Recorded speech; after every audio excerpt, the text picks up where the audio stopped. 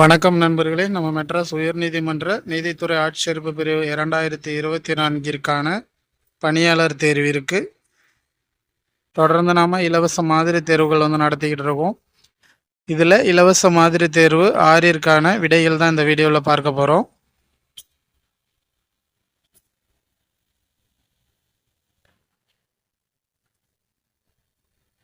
முதலாவது கேள்வி பார்த்தீங்கன்னா, ஒரு ஆரம்ப பள்ளி ஆசிரியனின் குறிப்புகள் எனும் நூலினை எழுதியவர் யார்? இதற்கான ஆன்சர் பார்த்தீங்கன்னா ஆப்ஷன் பி, பீச குப்புசாமி அவர்கள். இந்த பீச குப்புசாமி பார்த்தீங்கன்னா ஜெயகாந்தனோடு பழகி ஜெயகாந்தனோடு பல்லாண்டு எனும் நூலினை எழுதியிருப்பாரு. அடுத்த இரண்டாவது கேள்வி பார்த்தீங்கன்னா, நம்பியூரார் எனும் சிறப்பு பெயரால் அழைக்கப்படுபவர். இதற்கான ஆன்சர் பார்த்தீங்கன்னா ஆப்ஷன் ஏ, சுந்தரர் அவர்கள். இந்த சுந்தரர் யாருன்னா தேவாரம்பாடிய மூவர்களில் ஒருவர் தான் இந்த சுந்தரர். இந்த அப்பர், சம்பந்தர், சுந்தரர் மூவருமே தேவாரம்பாடிய மூவர் என்று சொல்லுவாங்க. இந்த சுந்தரர் தம்பிரான் தோழர் என்று அழைப்பாங்க. இவர் பாடிய நூல்களின் தொகுப்பு பார்த்தீங்கன்னா 7ஆம் திருமுறையில் வைக்கப்பட்டுள்ளது. அடுத்து மூன்றாவது கேள்வி பார்த்தீங்கன்னா, கலித்தொகையை தொகுத்தவர் யாருன்னு கேட்டிருக்காங்க. இதற்கான ஆன்சர் பார்த்தீங்கன்னா ஆப்ஷன் பி, நல்லந்துவனார் அவர்கள். இந்த நல்லந்துவனார் யாருன்னா கலித்தொகை பாடல்களில் நெய்தற்கலியை பாடியவர். மொத்தமாக கலித்தொகையில் பார்த்தீங்கன்னா 150 பாடல்கள் இடம்பெற்றிருக்கும். இந்த கலித்தொகை 5 பிரிவுகளாக கொண்டது. அதாவது குறிஞ்சி, முல்லை, மருதம், நெய்தல், பாலை என்ற 5 பிரிவுகளாக கொண்டிருக்கும். இது கலிப்பாவினால் இயற்றப்பட்டிருக்கு. அடுத்ததாக 4வது கேள்வி பார்த்தீங்கன்னா, புற உலக ஆராய்ச்சிக்கு கொழுக்கொம்பு போன்றது. கொழுக்கொம்பு போன்றது அப்படின்னு கேட்டிருக்காங்க. இதற்கான ஆன்சர் பார்த்தீங்கன்னா ஆப்ஷன் சி, அறிவியல். அறிவியல் தான் புற உலக ஆராய்ச்சிக்கு கொழுக்கொம்பு போன்றது.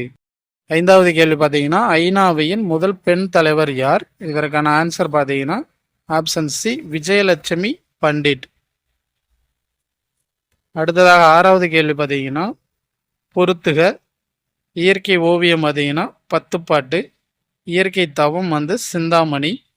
அடுத்து இயற்கை பரிணாமம் பார்த்தீங்கன்னா கம்பராமாயணம்.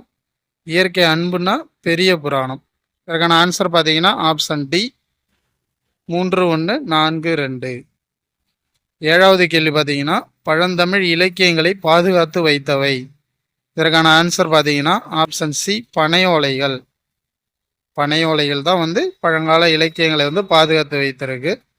அடுத்து 8வது கேள்வி பார்த்தீங்கன்னா, தகடூர் தற்போது எவ்வாறு அழைக்கப்படுகிறது? இதற்கான ஆன்சர் பார்த்தீங்கன்னா ஆப்ஷன் ஏ, தர்மபுரி. 9வது கேள்வி பார்த்தீங்கன்னா, தீபநகரம் என்று அழைக்கப்படும் ஊர். இதற்கான ஆன்சர் பார்த்தீங்கன்னா ஆப்ஷன் சி, திருவண்ணாமலை. தூத்துக்குடி பார்த்தீங்கன்னா முத்து நகரம்னு அழைக்கப்படுகிறது. சிவகாசியை குட்டி ஜப்பான்னு சொல்கிறாங்க. காஞ்சிபுரம் கோயில்களின் நகரம் அப்படின்ட்டு சொல்கிறாங்க. அது இல்லாமல் ஏரிகளின் நகரம் அப்படின்ட்டு சொல்கிறாங்க. அடுத்து 10வது கேள்வி பார்த்தீங்கன்னா, கிரேக்க அறிஞர் தாலமி தமிழகத்தின் முதன்மையான உள்நாட்டு வணிக மையமாக குறிப்பிட்டது. இதற்கான ஆன்சர் பார்த்தீங்கன்னா ஆப்ஷன் பி, கரூர். கரூரை தான் தாலமி அவர்கள் முதன்மையான உள்நாட்டு வணிக மையம் அப்படின்ட்டு சொல்லியிருப்பாரு. அடுத்ததாக 11வது கேள்வி பார்த்தீங்கன்னா, வன்புகழ் மூவர் தன்பொழில் வரைப்பு என்று குறிப்பிடும் நூல். இதற்கான ஆன்சர் பார்த்தீங்கன்னா ஆப்ஷன் ஏ, தொல்காப்பியம். இந்த தொல்காப்பியம் தான் பார்த்தீங்கன்னா தமிழில் கிடைக்கப்பெற்ற மிக பழமையான இலக்கண நூல்னா அது இதுதான். அடுத்து 12வது கேள்வி, மிகச்சிறந்த பின்னலாடை நகரமாக விளங்குவது. இதற்கான ஆன்சர் பார்த்தீங்கன்னா ஆப்ஷன் பி, திருப்பூர். அடுத்து 13வது கேள்வி பார்த்தீங்கன்னா, கடம்பர் எனும் கடற்கொள்ளையர்களை அடக்கியவர்கள் யார்? இதற்கான ஆன்சர் பார்த்தீங்கன்னா ஆப்ஷன் ஏ, சேரர்கள். சேரர்கள் தான் கடற்கொள்ளையர்களை அடக்கியிருப்பாங்க. அடுத்தது 14வது கேள்வி பார்த்தீங்கன்னா, திரட் என்பதன் தமிழ் சொல். இதற்கான ஆன்சர் பார்த்தீங்கன்னா ஆப்ஷன் பி, நூல். நூல் தான் த்ரெட்னு சொல்லுவாங்க. இந்த தறினா லூம்னு அர்த்தம். ஆலை பார்த்தீங்கன்னா ஃபேக்ட்ரி. அடுத்து 15வது கேள்வி, கத்தியை தீட்டாதே உந்தன் புத்தியை தீட்டு எனும் வரிகளை எழுதியவர். இதற்கான ஆன்சர் பார்த்தீங்கன்னா ஆப்ஷன் சி, ஆலங்குடி சோமு அவர்கள். அடுத்து 16வது கேள்வி, மனித வாழ்க்கையும் காந்தியடிகளும் எனும் நூலினை எழுதியவர் யார்? இதற்கான ஆன்சர் பார்த்தீங்கன்னா ஆப்ஷன் பி திருவி கல்யாண சுந்தரம் அவர்கள். இவர் பார்த்தீங்கன்னா அரசியல், சமயம், தொழிலாளர் நலன் இது போன்ற துறைகளில் வந்து ஈடுபாடு கொண்டிருப்பார். அது மட்டும் இல்லாமல் இவரை வந்து தமிழ் தென்றல் அப்படின்ட்டு அழைக்கிறாங்க. இவர் இப்போ எழுதிய நூல்கள் என்னென்னு பார்த்தீங்கன்னா பெண்ணின் பெருமை, தமிழ்ச்சோலை, புதுமை வேட்டல், முருகன் அல்லது அழகு இது போன்ற நூல்களை வந்து எழுதியிருப்பார். அடுத்து 17வது கேள்வி பார்த்தீங்கன்னா வேற்றுமை எத்தனை வகைப்படும்? இதற்கான ஆன்சர் ஆப்ஷன் சி 8 வகைப்படும். அடுத்து 18வது கேள்வி பார்த்தீங்கன்னா விழி வேற்றுமை என அழைக்கப்படும் வேற்றுமை. இதற்கான ஆன்சர் பார்த்தீங்கன்னா ஆப்ஷன் பி 8ஆம் வேற்றுமை. 8ஆம் வேற்றுமையை தான் வந்து விழி வேற்றுமைன்னு சொல்கிறாங்க. இந்த முதலாம் வேற்றுமை பார்த்தீங்கன்னா எழுவாய் வேற்றுமை அப்படின்ட்டு சொல்கிறாங்க. அடுத்து 19வது கேள்வி கலன் எனும் சொல்லின் பொருள். இதற்கான ஆன்சர் பார்த்தீங்கன்னா ஆப்ஷன் பி அணிகலன். கலன் என்பதற்கு அணிகலன் என்ற பொருள். அடுத்ததாக 20வது கேள்வி பார்த்தீங்கன்னா குமரகுருபரர் எந்த நூற்றாண்டை சேர்ந்தவர்? இதற்கான ஆன்சர் பார்த்தீங்கன்னா ஆப்ஷன் சி 17ஆம் நூற்றாண்டு. 17ஆம் நூற்றாண்டை வந்து சேர்ந்தவர். இவர் வந்து தமிழ் மொழிக்கு பெருமை சேர்க்கிற பல சிற்றிலக்கியங்களை வந்து படைத்திருப்பார். அதில் பார்த்தீங்கன்னா கந்தர் கலிவெண்பா, கைலை கலம்பகம், சகலகலாவல்லி மாலை, அடுத்து மீனாட்சி அம்மை பிள்ளைத்தமிழ், முத்துக்குமாரசாமி பிள்ளைத்தமிழ் போன்ற சிற்றிலக்கியங்களை வந்து படைத்திருப்பார். அடுத்ததாக பார்த்தீங்கன்னா 21வது கேள்வி கலப்பில் டேஸ் உண்டு என்பது இயற்கை நுட்பம். இதற்கான ஆன்சர் பார்த்தீங்கன்னா ஆப்ஷன் பி வளர்ச்சி. கலப்பில் வந்து வளர்ச்சி உண்டு என்பது இயற்கை நுட்பம்.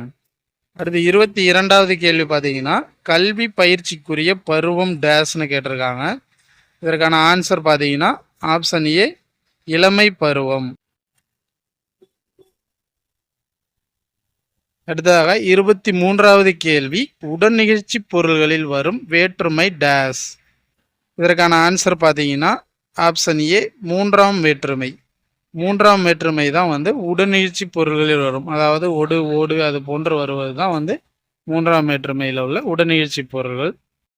அடுத்ததாக 24வது கேள்வி ரீஃபார்ம் எனும் ஆங்கில சொல்லிற்கு நிகரான தமிழ் சொல் தருக. இதற்கான ஆன்சர் பார்த்தீங்கன்னா ஆப்ஷன் பி சீர்திருத்தம். அடுத்து 25வது கேள்வி கனகச்சுனை எனும் சொல்லின் பொருள். இதற்கான ஆன்சர் பார்த்தீங்கன்னா ஆப்ஷன் ஏ பொன்வண்ண நீர்நிலை. அடுத்து 26வது கேள்வி கூம்பொடு மீப்பாய் கலையாது எனும் அடியல் மூலம் முற்காலத்தில் பாய்மர கப்பல்களில் பாய்கள் பயன்படுத்தப்பட்டதை கூறும் நூல். இதற்கான ஆன்சர் பார்த்தீங்கன்னா ஆப்ஷன் பி புறநானூறு. அடுத்த 27வது கேள்வி கயிறு பிளஸ் கட்டில் எனும் சொல்லை சேர்த்து எழுத கிடைப்பது. இதற்கான ஆன்சர் பார்த்தீங்கன்னா ஆப்ஷன் ஏ கயிற்றுக்கட்டில். அடுத்து 28வது கேள்வி இசையின் இனிமைக்கு துணை செய்பவை டேஸ்.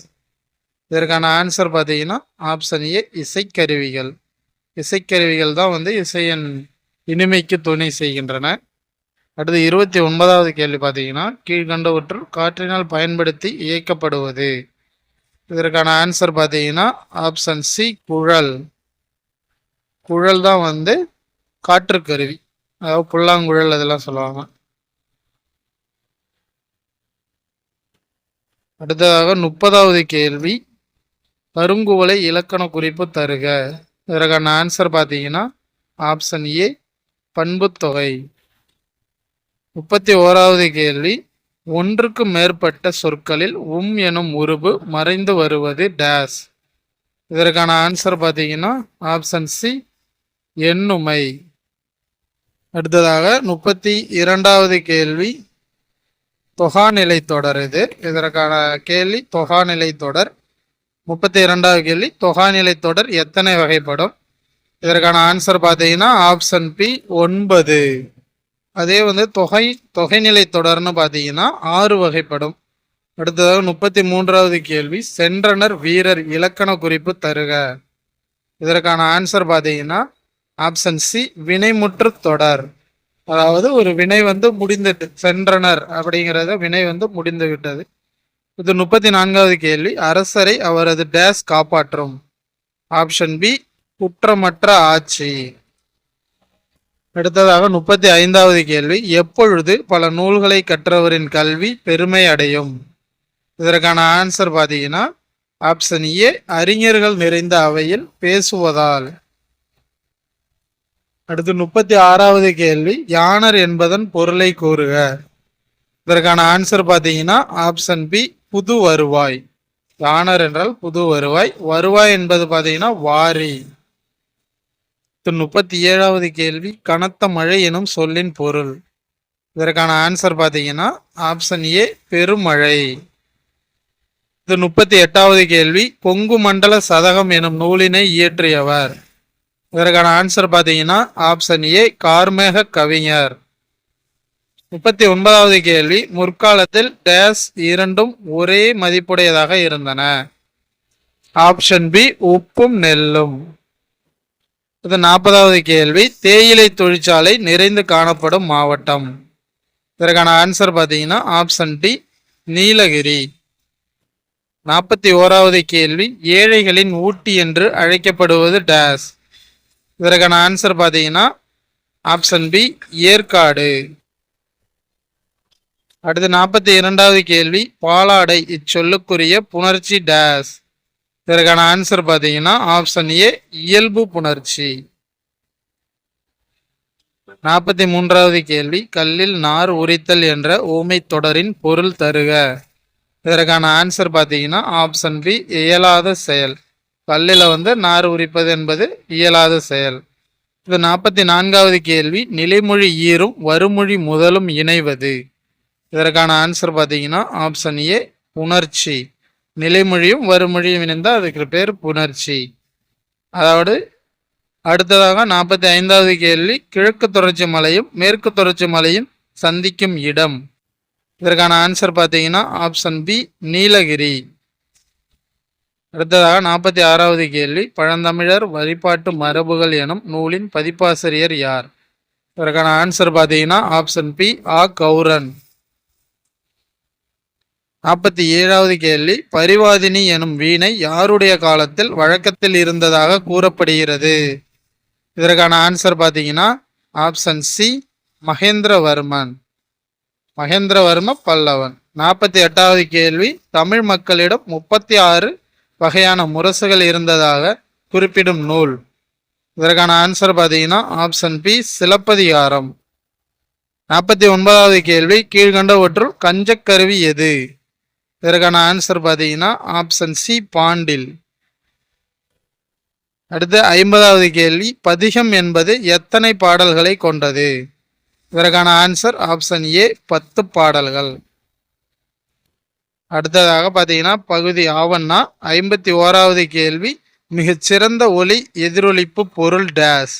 அதாவது மிகச்சிறந்த ஒலி எதிரொலிப்பு பொருள் டேஸ்ன்னு கேட்டிருக்காங்க.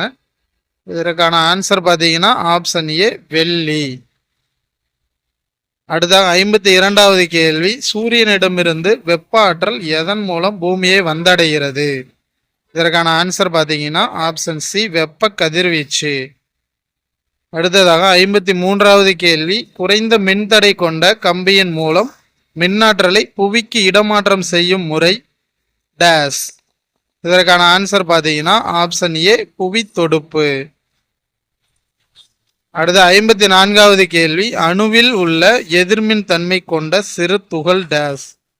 இதற்கான ஆன்சர் பார்த்தீங்கன்னா எதிர்மின் தன்மை கொண்டதுனாலே ஆப்ஷன் சி, எலக்ட்ரான் தான் வரும். அதாவது நெகட்டிவ். அடுத்து 55வது கேள்வி, மின்னழுத்தத்தின் அலகு டேஸ். இதற்கான ஆன்சர் பார்த்தீங்கன்னா ஆப்ஷன் பி, வோல்ட். 56வது கேள்வி பார்த்தீங்கன்னா பதிவு செய்யப்பட்ட ஒலியை மீண்டும் கேட்கக்கூடிய ஒலிப்பதிவு சாதனத்தை கண்டுபிடித்தவர். இதற்கான ஆன்சர் பார்த்தீங்கன்னா option A, Thomas Alva Edison. 57வது கேள்வி, மனித காதுக்கு கேட்கக்கூடிய அதிர்வெண் வரம்பு. இதற்கான ஆன்சர் பார்த்தீங்கன்னா ஆப்ஷன் சி, 20 ஹெர்ட்ஸ் முதல் 20,000 ஹெர்ட்ஸ் வரை. இதை என்ன சொல்லுவாங்கன்னா சோனிக் ஒலி அப்படின்ட்டு சொல்லுவாங்க. அடுத்து 58வது கேள்வி, டேஸ் ஆனது நைட்ரஜனை விட 2 மடங்கு நீரில் அதிகமாக கரையும் தன்மை கொண்டது. இதற்கான ஆன்சர் பார்த்தீங்கன்னா ஆப்ஷன் பி, ஆக்சிஜன்.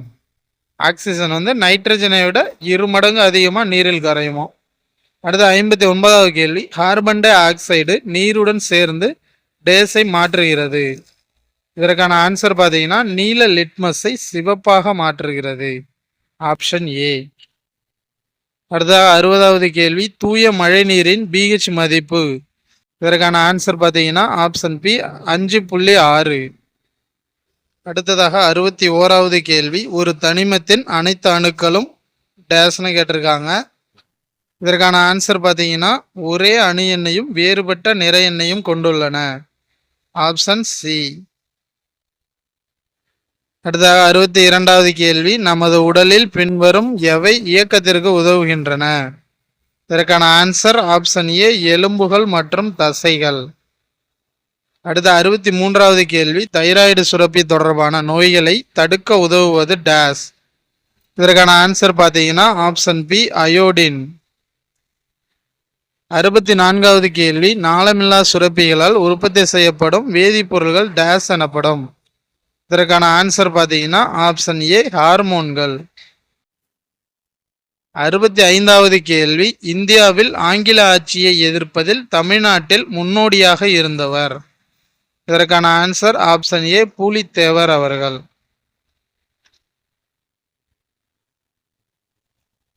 அடுத்து 66வது கேள்வி, ஆங்கில வரலாற்றாசிரியர்களின் கூற்றுப்படி 1857 புரட்சியில் கலந்து கொண்ட தலைவர்களில் மிக துணிச்சலானவர் யாருன்னு கேட்டிருக்காங்க. இதற்கான ஆன்சர் பார்த்தீங்கன்னா ஆப்ஷன் சி ஜான்சி ராணி அவர்கள். அடுத்து 67வது கேள்வி, கீழ்கண்டவைகளுள் தீரன் சின்னமலையோடு தொடர்புடைய பகுதி எது. இதற்கான ஆன்சர் பார்த்தீங்கன்னா ஆப்ஷன் டி ஓடா நிலை. ஓடா நிலையில வந்து அவர் தஞ்சம் அடைந்திருப்பாரு. அடுத்த 68வது கேள்வி, பாளையக்காரர் முறை ஏற்படுத்தப்பட்ட ஆண்டு. Option C 1529. அதாவது 1529 மதுரை ஆண்ட விஸ்வநாத நாயக்கருடைய அமைச்சர் அரியநாதரின் உதவியுடன் வந்து விஸ்வநாத நாயக்கர் வந்து பாளையக்காரர் முறையை வந்து அது ஏற்படுத்தியிருப்பாரு. 69வது கேள்வி, இந்தியாவில் ஆங்கில கல்வியின் மகா சாசனம் என்று அழைக்கப்படுவது. இதற்கான ஆன்சர் பார்த்தீங்கன்னா ஆப்ஷன் பி வுட்ஸ் கல்வி அறிக்கை. சார்லஸ் வுட்ஸ் கல்வி அறிக்கை. அடுத்து 70வது கேள்வி பார்த்தீங்கன்னா 1835ஆம் ஆண்டு மேற்கத்திய கல்வி முறையை அறிமுகப்படுத்துவதற்கு ஆதரவாக ஒரு தீர்மானத்தை நிறைவேற்றியவர். இதற்கான ஆன்சர் பார்த்தீங்கன்னா ஆப்ஷன் ஏ வில்லியம் பெண்டிங் பிரபு. அடுத்து 71வது கேள்வி, இந்தியாவில் மிக பழமையான நாலந்தா பல்கலைக்கழகம் அமைந்துள்ள இடம். இதற்கான ஆன்சர் பார்த்தீங்கன்னா ஆப்ஷன் சி பீகார். அடுத்து 72வது கேள்வி, வரலாற்றில் முதன்முறையாக உலகளாவிய நகர்ப்புற மக்கள் தொகை ஊரக மக்கள் தொகையை விட அதிகமான ஆண்டு. இதற்கான ஆன்சர் பார்த்தீங்கன்னா ஆப்ஷன் பி 2007. அடுத்ததாக 73வது கேள்வி, வளம் மிகுந்த வேளாண்மை நிலம் தேடி இடம்பெயர்தல் நடைபெறுவது டேஸ்னு கேட்டிருக்காங்க. இதற்கான ஆன்சர் பார்த்தீங்கன்னா நகரத்திலிருந்து கிராமத்திற்கு வந்து வர்றது தான் வேளாண்மை நிலம் தேடி இடம்பெயர்வது. அடுத்து 74வது கேள்வி, இந்தியாவின் டேஸ் மாநகரம் உலகிலேயே 2வது அதிக நகர மக்கள் தொகையை கொண்டுள்ளது. இதற்கான ஆன்சர் ஆப்ஷன் ஏ புது டெல்லி. அடுத்து 75வது கேள்வி, இந்திய தர நிர்ணய நிறுவனம் இந்தியாவை டேஸ் நில அதிர்வு மண்டலங்களாக வகைப்படுத்தியுள்ளது. இதற்கான ஆன்சர் பார்த்தீங்கன்னா ஆப்ஷன் சி 5. அடுத்ததாக 76வது கேள்வி, புயல் அலைகளால் பாதிப்பிற்கு உள்ளாகும் கிழக்கு கடற்கரை பகுதிகளில் பொருந்தாதது. இதற்கான ஆன்சர் பார்த்தீங்கன்னா ஆப்ஷன் டி ஹச் வளைகுடா. ஹச் வளைகுடாவை சுற்றியுள்ள கடலோர பகுதி வந்து மேற்கு கடற்கரை பகுதியை சேர்ந்தது. அடுத்த 77வது கேள்வி, 2004 இந்திய பெருங்கடலில் சுனாமி ஏற்பட்ட காரணமாக இருந்த நிலநடுக்கத்தின் ரிக்டர் அளவுகோல் கேட்டிருக்காங்க. இதற்கான ஆன்சர் பார்த்தீங்கன்னா ஆப்ஷன் சி 9.1. அதாவது இந்தோனேஷியாவில் சுமத்ரா தீவில் வந்து ஒரு நிலநடுக்கம் ஏற்பட்டிருக்கும். அதனுடைய ரிக்டர் அளவுகோல் தான் இந்த 9.1 என்பது. அடுத்து 78வது கேள்வி, சுனாமி என்ற சொல் டேஸ் மொழியிலிருந்து பெறப்பட்டது. இதற்கான ஆன்சர் பார்த்தீங்கன்னா ஆப்ஷன் சி, ஜப்பானிய மொழியில் இருந்து பெறப்பட்டுள்ளது. அடுத்து 79வது கேள்வி, இரண்டு எண்களின் கூடுதல் 36, மேலும் அவற்றுள் ஓர் எண் மற்றொரு எண்ணை விட 8 அதிகம் எனில் அந்த சிறிய எண்ணை காண்கன்னு கேட்டிருக்காங்க. இப்போ நமக்கு என்ன கொடுத்துருக்காங்க, இரண்டு எண்களின் கூடுதல் எவ்வளவு, 36ன்னு கொடுத்துருக்காங்க. இப்போ இரண்டு எண்கள் என்னன்னா அவற்றுள் ஓர் எண் மற்றொரு எண்ணை விட 8 அதிகம்னு கொடுத்துருக்காங்க. அப்போ எண் எக்ஸ்ன்னு எடுத்துக்கிட்டு இந்த எண்ணை விட இந்த எண்ணு 8 வந்து அதிகமாக இருக்கு, 8 அதிகமாக இருக்கு. அப்போ இதை நம்ம சிம்பிளிஃபை பண்ணோம்னா இதற்கான ஆன்சர் வந்து கிடைக்கும். இப்போ இந்த எக்ஸும் ப்ளஸ் பண்ணோம்னா 2x கிடைக்கும். 2x + 8 = 36. இந்த ப்ளஸ் அங்கே போனால் மைனஸ் ஆகிடும். அப்போ 2x = 36ல் 8 போயிட்டு அவ்வளவு 28ன்னு கிடைக்கும். இந்த ரெண்டு இங்கே வந்துச்சுன்னா வகுத்தலுக்கு போயிடும், வகுத்தல் ஆகிடும். அப்போ இதை அடித்து போட்டோம்னா நமக்கு 14ன்னு ஆன்சர் கிடைக்கும். இதற்கான ஆன்சர் ஆப்ஷன் சி, 14. அடுத்ததாக 80வது கேள்வி, ஒரு அம்மா தன்னுடைய மகளின் வயதை போல் 5 மடங்கு வயதில் பெரியவர். 2 ஆண்டுகளுக்கு பிறகு அம்மாவின் வயது மகளின் வயதை போல் 4 மடங்கு எனில் அவர்களின் தற்போதைய வயது என்னன்னு கேட்டிருக்காங்க. அப்போ இதற்கான ஆன்சர் பார்த்தீங்கன்னா, ஒரு மகள் இருக்காங்க, மகளுக்கு என்ன வயதினை போல் 5 மடங்கு தான் அம்மா. இப்போ மகளினுடைய வயது எக்ஸ்ன்னு எடுத்துக்கிட்டோம்னா அம்மாவினுடைய வயது 5x இருக்கும். அப்போ 2 ஆண்டுகள் கழித்து பார்த்தோம்னா x + 2 5x + 2ன்னு கிடைக்கும். இதில் என்ன சொல்லியிருக்காங்கன்னா அம்மாவின் வயது மகளின் வயதை போல் 4 மடங்குன்னு சொல்லியிருக்காங்க. இப்போ அம்மாவின் வயது என்ன, 5x + 2. அப்போ இது என்ன, அம்மாவின் மகளின் வயதை போல் அம்மாவின் வயது வந்து 4 மடங்குன்னு சொல்லியிருக்காங்க. அப்போது 2 ஆண்டுகளுக்கு பிறகு என்ன ஆகுதுன்னா அம்மாவின் வயது மகளின் வயதை போல் 4 மடங்காக மாறுது. அப்போ என்ன ஆகுது, 4x + 2 = 5x + 2 வந்து மாறுது. அப்போ இந்த 4 வந்து உள்ள விட்டு பெருக்கணும்னா 4x + 2 = 5x + 2ன்னு கிடைக்கும். இதை நம்ம சிம்பிளிஃபை பண்ணோம். இந்த 5x 4x பார்த்தீங்கன்னா எக்ஸ்ன்னு கிடைக்கும். அப்போ 8, 4x + 8 கிடைக்கும். 8 - 2 பார்த்தீங்கன்னா 6. இப்போ நமக்கு வந்து எக்ஸ் கிடைச்சிட்டு. அப்போ அம்மாவினுடைய வயது எவ்வளவு, மகளின் வயதை போல் 5 மடங்கு. இப்போ மகளினுடைய வயது வந்து 6, அம்மாவினுடைய வயது பார்த்தீங்கன்னா 5 மடங்கு. இப்போ = 30. இதற்கான ஆன்சர் பார்த்தீங்கன்னா ஆப்ஷன் சி, 30.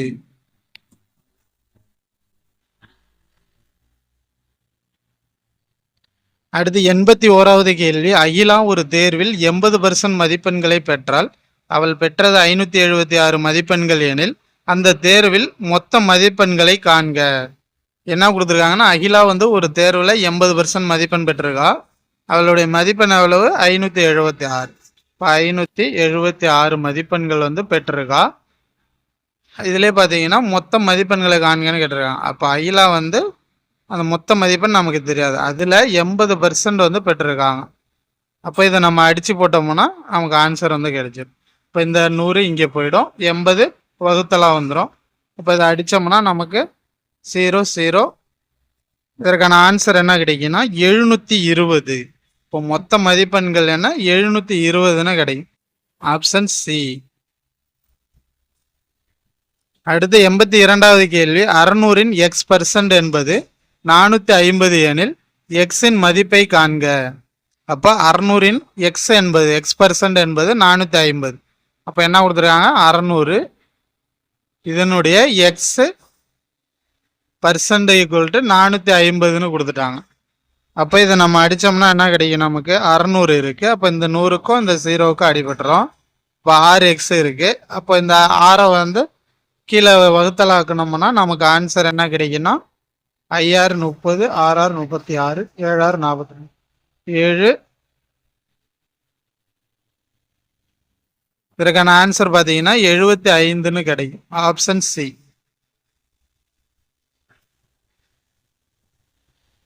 அடுத்து 83வது கேள்வி, ஓர் எண்ணின் மதிப்பை 25% குறைத்தால் 120 கிடைக்கிறது எனில் அந்த எண்ணை காண்கன்னு கேட்குறாங்க.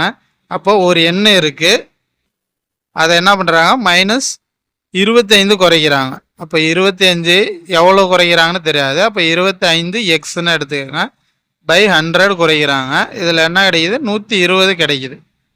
120 கிடைக்குது. அப்போ இதை நம்ம இங்கே மைனஸ் இருக்கிறதுனால இதை மேலே பெருக்கணும்னா 100 - 75ன்னு கிடைக்கும். 100 - 25ன்னு கிடைக்கும். 100 எக்ஸு -25 எக்ஸு ஈக்குவல் டு 120ன்னு கிடைக்கும். அடுத்து பார்த்தீங்கன்னா கீழே பை 100 இருக்கலாம். இந்த 100 எக்ஸும் -25 எக்ஸும் போயிட்டோன்னா மிச்சம் எவ்வளோன்னா 75 எக்ஸ் பை 100 ஈக்குவல் டு 120. அடுத்ததான் பார்த்தீங்கன்னா நமக்கு எக்ஸ் தான் வேணும். அப்போ எக்ஸ் அப்படியே வச்சுட்டு மிச்சத்தெல்லாம் அந்த பக்கம் கொண்டு போனோம்னா அப்போ என்ன கிடைக்கும், x equal to 120 into 100 by 75. இப்போ இதை அடித்து போட்டோம்னா நமக்கு ஆன்சர் என்னன்னா 160. Option C. அடுத்து 84வது கேள்வி, இந்தியாவில் தேசிய மனித உரிமைகள் ஆணையம் எப்பொழுது நிறுவப்பட்டது? இதற்கான ஆன்சர் பார்த்தீங்கன்னா ஆப்ஷன் சி, 1993, அதாவது அக்டோபர் 12 நிறுவியிருப்பார். அடுத்ததாக 85வது கேள்வி, அரசியலமைப்பு சட்டம் டேஸ் குழந்தை தொழிலாளர் முறையை தடை செய்கிறது. அரசியலமைப்பு சட்டம் பிரிவு 24 குழந்தை தொழிலாளர் முறையை தடை செய்கிறது. அடுத்தாக 86வது கேள்வி, பெண்களின் திருமண வயது 21 என்று சட்டப்பூர்வமாக்கியது எப்போதுன்னு கேட்டிருக்காங்க. இதற்கான ஆன்சர் பார்த்தீங்கன்னா ஆப்ஷன் ஏ, இந்து திருமண சட்டம் 1955 நடைமுறைப்படுத்தியிருப்பாங்க.